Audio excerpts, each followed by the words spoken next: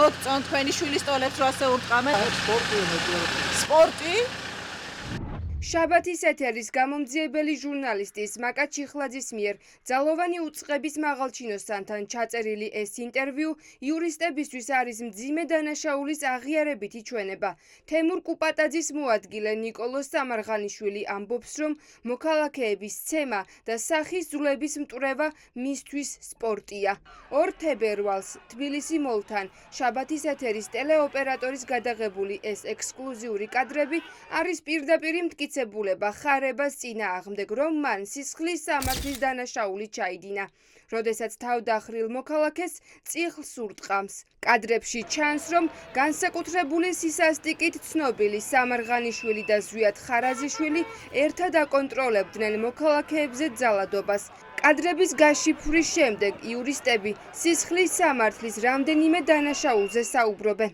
სისხლის სამართლის კოდექსის თანახმად დანაშაული არის არა მარტო ძალადობა, ასევე დანაშაულია, როდესაც შენ ხარ პოლიციელი, ხედავ რომ ადამიანზე ძალადობენ და დუმხარ და უმოქმედოდ ხარ, ეს ასევე დანაშაულის ნიშნებს შეიცავს. ძალადობა, უმოქმედობა, გულგრილობა და არ გამოძიება ამ ყველაფრისა არის ესე ვთქვათ ერთი მთლიანი ჯაჭვი იმ სისტემური დანაშაულებრივი ქმედების, რასაც ჩვენ ვუყურებთ. ამ ძალადობაში, რა თქმა უნდა, მათ გვერდში ჭირდებათ ის ადამიანები, რომლებიც უკვე გამოცდილი ყავთ სხვადასხვა დროს და თუნდაც სხვადასხვა პრობლემების, სხვადასხვა დანაშაულებების მძიმე თუ მსუბუქის მიუხედავად გაწეული ყოფილიყვნენ რაღაც პერიოდი, ახლა ყველა მათგანი ფაქტობრივად ბრუნდება სისტემაში. ეს არის მორიგი დადასტურება და მორიგი ჩვენება სისტემის მხრიდან, რომ ის სრულად არის კრიმინალური. ახლა საინტერესოა, ვისი გადაწყვეტილებით გამოუშვეს მომიტინგეების წინააღმდეგ ერთ დროს ნარკოსკანდალის გამო პოლიციის უკანა რიგებში გადაყვანილი მაღალჩინოსანი. ნიკოლოზ სამარღანიშვილის სახელი ბევრ სკანდალს უკავშირდება. მათ შორის კორტების საქმე, სადაც იური ვაზაგაშვილი ტყუპძმას შვილის მკვლელობაში ადანაშაულებდა. სამარღანიშვილი ასევე ფიგურირებდა 2021 წლის ივლისში ნიკა მელიასთან მომხდარ დაპირისპირებაში. მაშინ მელია ამბობდა, რომ სამარღანიშვილი ნარკოზემოქმედების ქვეშ იყო და მისგან ნარკოლოგიური ტესტის ჩაბარებას მოითხოვდა. თქვენ რა ინფორმაცია გაქვთ ბატონი ნიკოლოზის დაბრუნება რას უკავშირდება ბატონო სერგი? სადაც რა დაბრუნება? სადაც პოლიცია იქ იქნება ხარებას და იქ იქნება ნიკოლოზ სამარღანიშვილის. მაგაში უცნაური რა. თქვენ ნახეთ ეს კადრები ხარება როგორ ურტყამს წიხლებს? თუ მოისმინეთ ნიკოლოზ სამარღანიშვილის ინტერვიუ, სადაც ამბობს, რომ ძალადობა სპორტია ბატონო სერგი. არ მომისმენია ეს ინტერვიუ. საპატრულო პოლიციის მაღალჩინოსანი სამარღანიშვილზე დასმულ კითხვებს გაექცა. პოლიტიკოსები ფიქრობენ, რომ ახლა სისტემის შიგნით ვითარება უმძიმესია. ამიტომ მოუწია ვახო გომელაურს თავისუფალი ადამიანების წინააღმდეგ წინა ხაზზე ნიკოლოზ სამარღანიშვილი გაეშვა. ოპოზიციის თქმით, ქართული ოცნება აწინაურებს და წინა ხაზზე უშვებს მათ, ვინც ყველაფერზე წამსვლელია და მზად არის შვილების თაობას სასტიკად გაუსწორდეს. რომ სამარღანიშვილის ნაირი არსებების მოხიკვა უწევთ უკვე პოლიციის სანაგვეზეც კი ეს ნიშნავს თუ რამძიმეთ არის ვითარება სტრუქტურის შიგნით და როგორ ხდება სტრუქტურაში მიზანმიმართულად საქართველოს პოლიციური სისტემის ლპობა. იმიტომ რომ ასეთი ადამიანების თანამდებობებზე მოbrunება ხდებოდა შევარდნაძის დროს. ამ ისტორიაში ძალიან მკაფიოდ იკვეთება, რომ ასეთი კომპრომეტირებული უღირსი ადამიანები სისტემას ჭირდება ჯალათებად იმისათვის, რომ შავი საქმეები გააკეთებინოს საკუთარი ხალხის წინააღმდეგ, რომლისთვისაც ეს ცემა, ტყეპა, ქალების, ახალგაზრდების დაჩაგვრა უბრალოდ სპორტია. ეს არის ის, რასაც ქართულ საზოგადოებას თავს ახორცეს ეს რეჟიმი, სახელმწიფოებრიობის მოშლას და თავისუფლების პირდაპირ საფრთხეს ჩაგდებას, რისი ნაწილიც არის სახელმწიფო ინსტიტუტებში აი ამ რაღაცა ცუდი გაგებით 90-იანების საძმოს ატმოსფეროს ჩამოყალიბება, სადაც პატარა ხელმძღვანელები ყავთ, რომლებიც სუფთა კრიმინალური გაგების არიან. ვისგან იღებდა ბრძანებას ზვიად ხარაზიშვილი, ვახო გომელაურისგან თუ პირადად ბიძინა ივანიშვილისგან.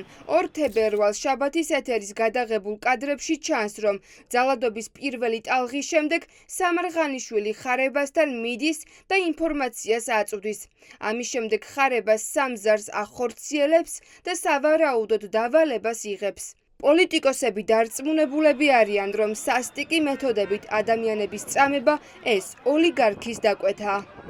ცხადზე ცხადია, რომ ივანიშვილის სურვილის, ივანიშვილის ბრძანებების გარეშე ასეთი დანაშაულებები არ იქნება და ვერ იქნება ჩადენილი, იმიტომ რომ ძალიან ბავშვური და მიამიტური იქნება მტკიცება, რომ კობახიძეს აქვს რამე უფლებამოსილება ან გავლენა ძალოვან უწყებებზე და თანამდებობის პირებზე. ეს ადამიანები წარმოადგენენ სისხლის სამართლის დანაშაულის დამგეგმავებს ორგანიზებული ძალადობის წამების და არიან სისხლის სამართლის დამნაშავეები. ივანიშვილი ჩქარობს რეჟიმი, უნდა რომ რაც შეიძლება მალე მოგუდოს პროტესტი.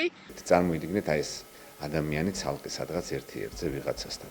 აი ჩვეულებრივად იქნება ჩვეულებრივი ჩიმორიული ცხოველები პირდაპირ მნიშვნელობით, ვერც ერთი ვერ გაიქცევა პასუხისმგებლობას.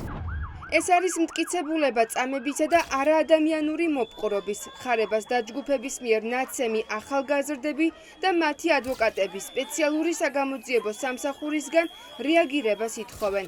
ამ კადრების გასაჯაროვების შემდეგაც კარლო კაციტაძის უწყების უმოქმედობა არის ამ დანაშაულში თანამონაწილეობა და ძალადობაზე მწვანე შუქის ანთება, ამბობენ იურისტები.